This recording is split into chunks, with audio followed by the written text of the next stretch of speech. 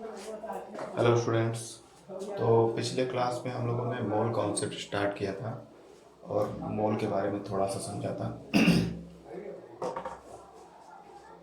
मोल मोल का मतलब होता है, अगर इसको दूसरे लैंग्वेज दूसरी भाषा से जो वर्ड ये उठाया गया है, इसका मतलब होता है हीप। हीप या पाइल, ठीक है। HEAP, हीप या पाइल का मतलब होता है ढेर।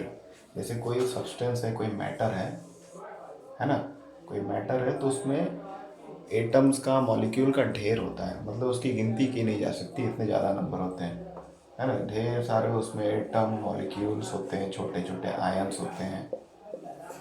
तो जो मोल शब्द लिया गया वो इसी को ध्यान में रख के लिया गया कि जो मॉलिक्यूल या मैटर जो होता है उसमें बहुत सारे मॉलिक्यूल और एटम होते हैं या आयन्स होते हैं। तो उनकी संख्या को सही बताने के लिए ये मोल ना वर्ड लिया गया, एक तरह से यूनिट लिया गया। तो मोल हमको बताता है कि किसी भी वस्तु में या किसी भी मैटर में या किसी भी केमिकल में कितने एटम्स हैं या आयन्स हैं, जो भी हमको फाइंड आउट करना है उसके हिसाब से।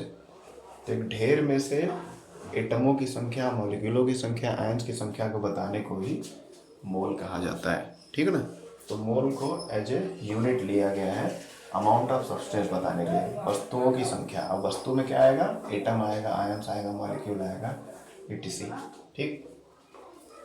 अब मोल का तो मतलब हमको समझ आ गया। फिर एक साइंटिस्ट थे अवागाद्रो, ठीक है। तो उन्होंने क्या बताया, जैसे हम लोगों ने पढ़ा था कि कार्बन 12, जो कार्बन का मास 12 होता है, कार्बन को स्टैंडर्ड एटम माना गया और उसी के मास से कंपेयर करके बाकी का मास निकाला गया एटम्स का।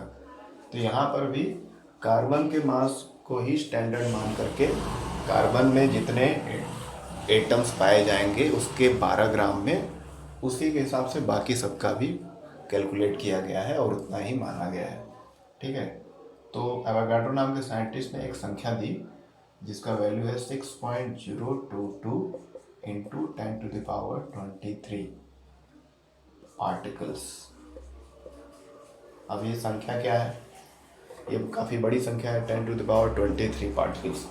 ये संख्या को उन्होंने नाम दिया एवोगाड्रो नंबर, जिसका सिंबल Na होता है, ठीक है। ये एवोगाड्रो नंबर है क्योंकि एवोगाड्रो नाम के साइंटिस्ट ने भी दिया था इस संख्या को, और ये कैलकुलेशन के बाद इन्होंने ये संख्या दिया था। इसका मतलब ये है कि किसी भी मॉलिक्यूल में, किसी भी एटम में या किसी भी केमिकल में number of atom, molecule, ion की संख्या जो होगी इस संख्या के बराबर होगी, है ना। जैसे कि एग्जांपल के लिए अगर सिंपल भाषा में समझा जाए तो 1 डजन इज इक्वल टू 12, यानी इसको हिंदी में बोला जाए तो 1 दर्जन में 12 संख्या आती है। जैसे 1 दर्जन केले दे दीजिए, या 1 दर्जन माचिस के पैकेट, या 1 दर्जन कपड़े। तो इसका मतलब क्या है? दर्जन बोलेंगे तो कहीं पे भी, चाहे वो सब्जी लेने के लिए या अनाज लेने के लिए या फल लेने के लिए या कपड़े लेने के लिए, अगर 1 डजन बोलें तो दैट मीन्स कि 12 होगा संख्या में, है ना। जैसे 1 दर्जन किसी भी चीज़ के 12 संख्या को डिनोट करता है, उसी तरह से ये जो Na अवागाड्रो नंबर जो दिया था अवागाड्रो साइंटिस्ट ने, ये भी नंबर सबके लिए यूनिक रहेगा, ठीक है। और इससे हमको पता चलेगा कि किसी भी चीज़ के एक मोल में कितने एटम्स होंगे, आयन्स होंगे या अदर चीज़ें होंगी। इसलिए यहाँ पे यहाँ पार्टिकल लिखा गया है, क्योंकि पार्टिकल की जगह पर सिचुएशन के हिसाब से यहाँ मॉलिक्यूल भी लिख सकते हैं, एटम भी लिख सकते हैं, आयन भी लिख सकते हैं। जिस तरह का कंडीशन रहेगा उस तरह का यहाँ पे वर्ड लगा देंगे, बट ये नंबर कॉमन रहेगा, ठीक है। जिस तरह से ये एक एग्जांपल के लिए हम लोगों ने समझा कि 1 दर्जन में कुछ भी आ सकता है, चाहे लकड़ी के सामान या इलेक्ट्रॉनिक सामान या कुछ भी। 1 दर्जन में 12 ही होगा, कहीं लकड़ी में 12 और किसी और चीज़ में 14 नहीं हो जाएगा, है ना। तो सिमिलरली ये नंबर भी कॉमन रहेगा किसी भी चीज़ के एक मोल के लिए। एक मोल का काउंट हर चीज़ के लिए इतना ही होगा। आगे वर्ड चेंज हो जाएगा, जैसा क्वेश्चन का सिचुएशन रहेगा या जैसा हम लोग प्रैक्टिस कर रहे हैं, एक्सपेरिमेंट कर रहे हैं, तो उसके आधार पे यहाँ पार्टिकल की जगह पे क्या हो सकता है? पार्टिकल्स की जगह पे हो जाएगा एटम या आयंस या मॉलिक्यूल, कुछ भी यहाँ हो सकता है। तो this is the Avogadro number, okay. कौन सा नंबर? एवोगाड्रो नंबर, जिसको हम लोग कैपिटल एन सब्सक्रिप्ट में ए, इससे डिनोट करते हैं और ये इसका वैल्यू है। आपको ये नंबर हमेशा याद होना चाहिए। ठीक है, क्लियर? चलिए, इतना समझ में आ गया कि किसी भी मॉलिक्यूल के मतलब किसी मैटर के एक मोल को हम लोग इस संख्या से डिनोट करेंगे, जिसको एवोगाड्रो नंबर बोला जाता है। ठीक, क्लियर हो गया? चलिए अब आगे बढ़ते हैं और कुछ फार्मूले समझ लेते हैं जिन पे कई सारे क्वेश्चन हमको सॉल्व आउट करने हैं। सबसे पहले formula number 1, number of moles. किसी भी केमिकल का अगर के अंदर नंबर ऑफ मोल निकालना है तो उसका फार्मूला क्या होगा? नंबर ऑफ मोल को जनरली हम लोग स्मॉल m से डिनोट करते हैं। तो number of moles is equal to given mass upon molar mass. Molar mass यानी भाई मॉलिक्यूलर मास, दोनों ही सिमिलर होते हैं। ठीक है, तो इसको शॉर्ट में हम लोग लिख सकते हैं small n is equal to small m upon capital M। ठीक है, तो ये हमारा हो गया पहला फार्मूला। नंबर ऑफ मोल्स किसी भी केमिकल का निकालना है तो ये क्या होगा? Small number of moles is equal to given mass. Given mass मतलब जो हमारा फिजिकल बैलेंस से लिया गया मास है उसको हम लोग गिवन मास बोलते हैं, है ना।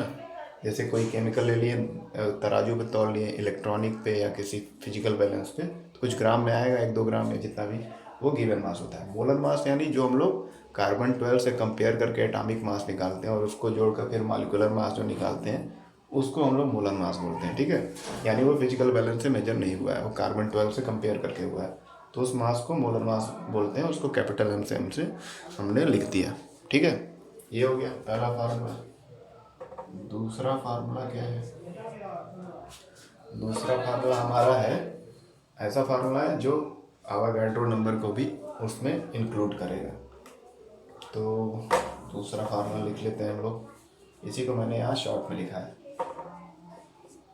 तो अगला है नंबर ऑफ मोल्स। फिर से यानी नंबर ऑफ मोल्स के 2 फार्मूले हैं। हो सकता है कभी आपको यही फार्मूला केवल यूज करने के लिए आए, हो सकता है कभी दोनों फार्मूले यूज करने के लिए आए। तो नंबर ऑफ मोल्स यानी small n is equal to number of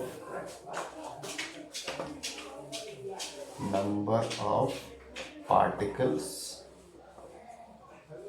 upon Avogadro number. ठीक है, एवोगाड्रो नंबर यानी ये, इसको शॉर्ट में लिख सकते हैं small n is equal to n, capital N मतलब होता है नंबर ऑफ पार्टिकल्स। पार्टिकल की जगह पे कोई भी वर्ड हम लोग यूज कर सकते हैं, एटम, आयन, मॉलिक्यूल, डिपेंड करता है हमारे क्वेश्चन में क्या दिया है, अपॉन Na। ठीक है, this is our second formula. Clear? तो ये 2 फार्मूले क्लियर हो गए आपको। नंबर ऑफ मोल्स हम लोग कैसे निकालेंगे? गिवन मास जो फिजिकली मेजर किया गया किसी कंपाउंड का फिजिकल बैलेंस से, और मोलर मास यानी जो मॉलिक्यूलर मास हम लोग ऐड करके निकालते हैं, इससे नंबर ऑफ मोल निकाल सकते हैं। अब मान लीजिए आपके पास नंबर ऑफ मोल्स पता है, तो उस सिचुएशन में number of particle, Avogadro number तो आपको हमेशा फिक्स रहेगा, है ना, जैसा कि हम लोगों ने पढ़ा, ये नंबर फिक्स रहेगा। नंबर ऑफ पार्टिकल निकालना है यानी उसके अंदर एटम कितने हैं, कितने ग्राम में कितने एटम है, इस तरह का निकालना है, तो ये फार्मूला लगाएंगे। इसको इस तरह भी लिख सकते हैं, small n is equal to capital N upon Na। Na मतलब एवोगाड्रो नंबर, स्मॉल n मतलब नंबर ऑफ मोल्स, और कैपिटल N केवल है तो उसका मतलब है नंबर ऑफ पार्टिकल्स। ठीक है, क्लियर हो रहा है? आई होप क्लियर हो रहा होगा। ठीक है, तो ये हमारा 2 फार्मूला हो गया। अब इस पर कुछ क्वेश्चन हम लोग फटाफट लगाते हैं तो आपको और समझ में आएगा कैसे ये फार्मूले यूज किए जा सकते हैं। 2-3 क्वेश्चन लगाते हैं हम लोग। चलिए, तो बस सावधानी से क्वेश्चन करना है, बस सब फार्मूला बेस्ड ही है, कुछ इसमें दिक्कत नहीं आएगी। चलिए, तो 1-2 क्वेश्चन लेते हैं ऐसे रैंडमली कहीं से भी, एग्जाम्पल के लिए, ताकि आपको समझ में आए। एग्जाम्पल के लिए पहला ले लेते हैं कि मान लीजिए आपको दिया है कि 10 ग्राम कार्बन डाइऑक्साइड, ऐसे रैंडम कोई क्वेश्चन हम लोग बना रहे हैं। 10 ग्राम CO2 गैस का वजन किया गया मान लीजिए किसी कंटेनर में भर के, तो 10 ग्राम CO2 गैस है। अब इसमें आपको निकालना क्या है, आपको निकालना number of moles, number of क्या है, मोल्स ऑफ CO2। ठीक है, ऐसा मान लीजिए क्वेश्चन कोई भी दे सकता है, कोई भी एटम मॉलिक्यूल दे सकता है। ये हमारा एक मॉलिक्यूल है, अब 10 ग्राम CO2 है, ये हमको दे दिया। अब हमको पूछ रहा है नंबर ऑफ मोल कितने होंगे CO2 के इस 10 ग्राम में। तो हमने अभी फार्मूला लिखा था, है ना, क्या फार्मूला था, small n number of mole is equal to given mass upon molar mass, है ना, ये था। तो देखिए गिवन मास ये मेजर वैल्यू है, इसको फिजिकली मेजर किया गया है, इतने ग्राम CO2 गैस है। मोलर मास कैसे निकलेगा, CO2 का हमको मॉलिक्यूलर मास निकालना पड़ेगा। कार्बन का हो गया 12, ऑक्सीजन 2 है तो 2 इंटू 16, तो 12 प्लस 32 यानी कि 44U। ये थोड़ा 4 डिफरेंट बनाना पड़ेगा क्योंकि U भी बनाना है 44, ठीक है। तो मोलर मास कितना आ गया 44, ठीक है ना। तो ये हमारा मोलर मास कैपिटल M आ गया। अब रख सकते हैं इसमें नंबर ऑफ मोल वाले फार्मूले में, स्मॉल m कितना है 10, कैपिटल M कितना है 44। तो इसको सिंप्लीफाई करेंगे, 2 से 2 5 या 10, 2 2 जा 4, 2 2 जा 4, उसके बाद डिविजिबल है नहीं तो पॉइंट में जाएगा, यहाँ पॉइंट लगा देंगे तो यहाँ 0 बनेगा, 2 जा तो 2 जा हो गया 44, 6 बचा, तो लगभग आ गया आपका 44 यानी 6 बचा, फिर 0 हो जाएगा, 2 जा 3 जा 2 जा हो जाएगा, तो 0.22 मोल। देखिए मोल जो होता है यहाँ पे MOL, मोल मतलब उस टर्म का नाम है और उसका यूनिट में ई नहीं रहता है, बस ये ध्यान दीजिएगा, ठीक है। MOL केवल लिखते हैं इसके यूनिट में, मोल मतलब अमाउंट ऑफ सब्सटेंस, ठीक। और मोल को जब यूनिट के जगह पर रखते हैं तो वहाँ पे ई नहीं लिखते हैं, ध्यान दीजिएगा, हम MOL लिखते हैं, क्लियर। तो 10 ग्राम CO2 में कितने मोल हैं CO2 के, 0.22 मोल, क्लियर हो गया। चलिए अब एक और कोई क्वेश्चन सॉल्व करते हैं, बहुत ही आसान था। Number of mole is equal to given mass upon molar mass, molar mass यानी उसका मॉलिक्यूलर मास निकालना, वही रख देना, फिर सिंप्लीफाई करना, आपको आंसर मिल जाएगा, क्लियर। और फिर कोई क्वेश्चन करते हैं, मान लीजिए कोई एग्जाम्पल नंबर 2 सॉल्व किया जाए। क्या किया जाए इसमें, मान लेते हैं कि 3.011 पार्टिकल्स ऑफ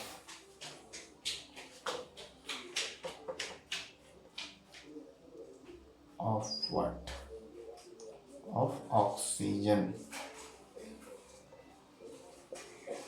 मॉलिक्यूल। मान लीजिए क्वेश्चन दिया है कि ऑक्सीजन मॉलिक्यूल O2 मॉलिक्यूल में 3.011 पार्टिकल्स दिए हैं, यानी कुछ पार्टिकल्स हैं। डेफिनेटली ये मॉलिक्यूल हो तो ये भी मॉलिक्यूल ही होंगे, है ना, क्योंकि मॉलिक्यूल वाला क्वेश्चन है। तो इतने पार्टिकल्स हैं ऑक्सीजन मॉलिक्यूल में, हमको क्या पता करना है, फाइंड द मास, फाइंड मास। अब ये मास पूछ रहा है तो कौन सा मास होगा, सोचिए। यहाँ पे देखिए सिंबल दे दिया है मॉलिक्यूल का, तो हम इसका मोलर मास तो निकाल ही सकते हैं डेफिनेटली, और नंबर ऑफ पार्टिकल दिया है, तो ये मास जो पूछ रहा है ये कौन सा मास होगा, ये है हमारा गिवन मास निकालना है। गिवन मास कितना ग्राम लिया गया ऑक्सीजन गैस, है ना। तो चलिए इसको सॉल्व आउट करके समझते हैं।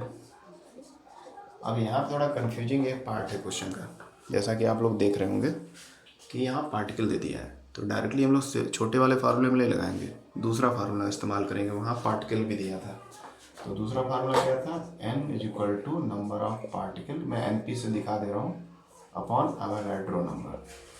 NP की जगह पे हम लोग ये रख देंगे, Na की जगह पे हम लोग ये रखेंगे अवोगाड्रो नंबर। ये लर्न करना पड़ेगा आपको। तो हमको नंबर ऑफ मोल यहाँ से निकल जाएगा। ठीक है, नंबर ऑफ मोल निकल जाएगा तो इसका मोलर मास रख के हम लोग मास निकाल देंगे। देख रहे हैं, तो इस तरह से करना पड़ेगा। तो चलिए सॉल्व करते हैं।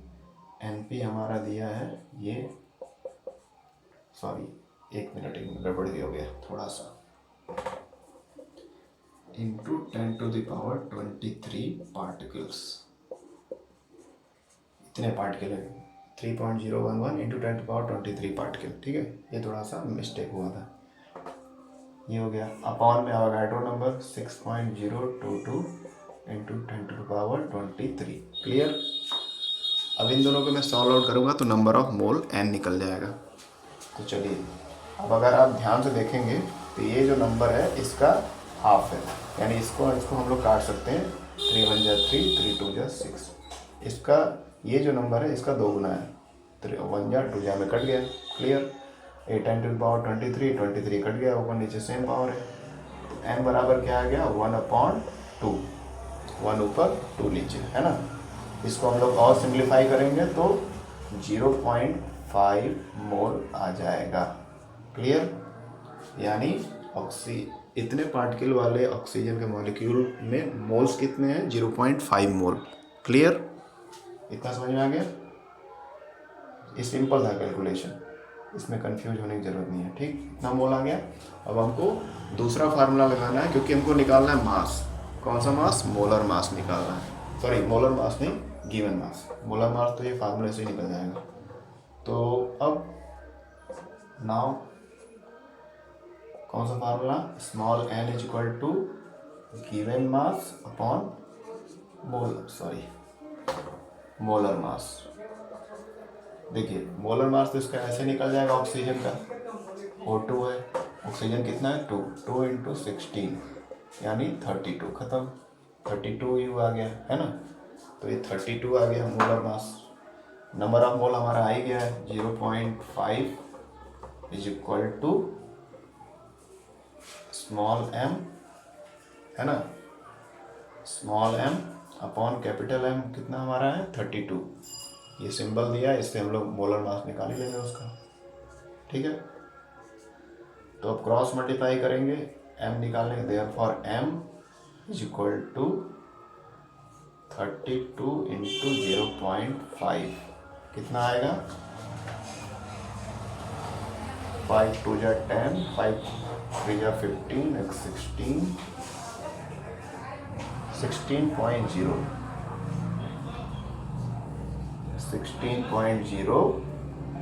ग्राम, है ना। 16.0 ग्राम आ रहा है। क्लियर। तो इस तरह से हमने क्या किया, नंबर ऑफ पार्टिकल की सहायता से पहले हमने क्या निकाला, इस फार्मूले से नंबर ऑफ मोल बराबर number of particle upon Avogadro number. इसमें वैल्यू रख दिया नंबर ऑफ पार्टिकल और अवोगाड्रो नंबर का, इससे हमको नंबर ऑफ मोल निकल गया। अब इस नंबर ऑफ मोल को हमने दूसरे फार्मूले में पुट किया, number of mole is equal to given mass upon molar mass. हमको गिवन मास निकालना है, मोलर मास हमको इस फार्मूले से निकल ही जाएगा। जो भी यहाँ आइटम या मॉलिक्यूल दिया रहेगा उससे आप निकाल लेंगे बहुत ईजिली। मोल है, इन दोनों को हमने क्रॉस मल्टीप्लाई किया तो m बराबर हमारा आ गया 16 ग्राम।